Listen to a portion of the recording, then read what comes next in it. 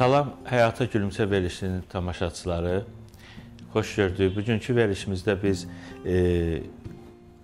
pasiyentimizdə olan qızıl dişlərin metal keramika dişləri ilə əvəz olunması mövzusunda söhbət edəcəyik. Hal-hazırda pasiyentimiz əvvəllər dəbdə olduğu üçün qızıl dişlər gəzdirir və indi o qızıl dişləri ağ təbii dişlərə oxşayan metal keramika dişlərlə əvəz eləmək istəyir.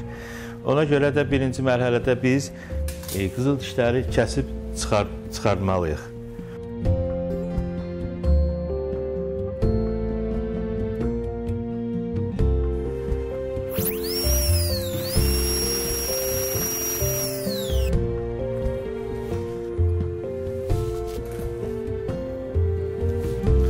Vəssalam. İndi xəstənin, pasiyentin dişləri müalicə olunmuş dişlər olduğu üçün yonmalıyıq və burada dişlərdən sonra boşluq var və axırda yenə də bir dişi var.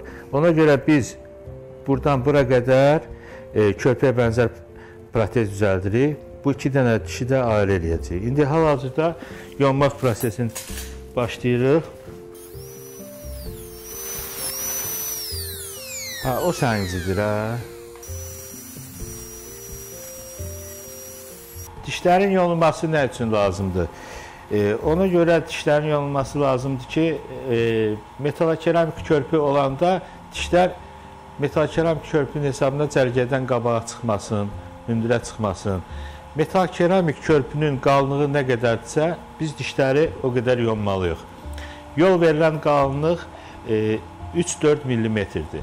30-40 mikronla ölçülür, yonulmalıdır. Metal keramik körpünün keyfiyyəti onun karkasının metalının qalınlığından asılıdır. Normalda metalın qalınlığı 0,4 40 mikrondan az olmamalıdır. Yəni 0,4 mm-dən az olmamalıdır. İndi yonma prosesini yenə davam elətdiririk.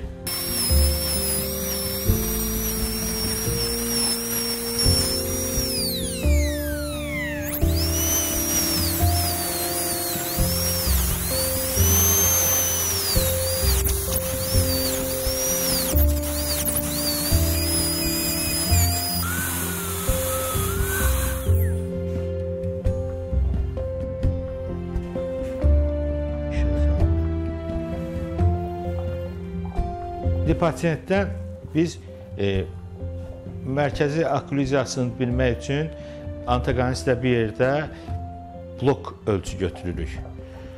Bu blok ölçü bizə köməkçi ölçü kimi lazımdır, xəstənin mərkəzi okkluzyasının düz olub olmadığını yoxlamaq üçün. Amma əsas funksional ölçü, texnikin laboratoriyada işləyə bilən ölçünü biz yuxarı çənədən qaşıqla, aşağı çənədən ayrı qaşıqla götürüb, sonra xəstənin ağzını bağlı vəziyyətdə o mərkəzi okkluzyasını müəyyənləşdirib laboratoriyaya göndərəcəyik.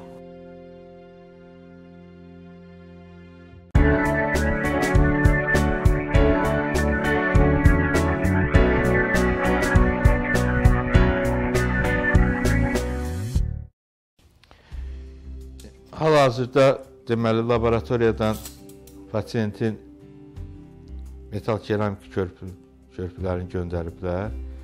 Biz onu təhvil vermək prosesini həyata keçirdək.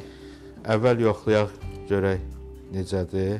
İndi hər şey qaydasındadır. Pasiyent diskomfort hiss eləmir. Ona görə metal keramik körpüləri sementləmə prosesini həyata keçirdirik və bununla da işimiz yekunlaşır. Sement hazırlayaq.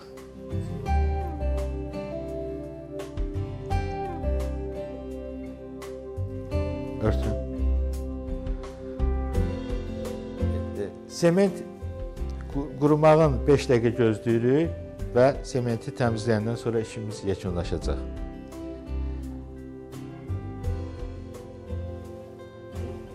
5 dəqiqə keçdi, sement quruyub, biz onun artıq hissələrini təmizləyirik. Vəssalam. Sement quruyandan sonra artıqları təmizləndi. Pasientin dişləri hazırdır. Özünü çox yaxşı hiss edir, diskomfort hiss eləmir. Və bununla da bizim metal keramik körpü temasında verilişimiz başa çatır. Sağ olun, gələn görüşlərə.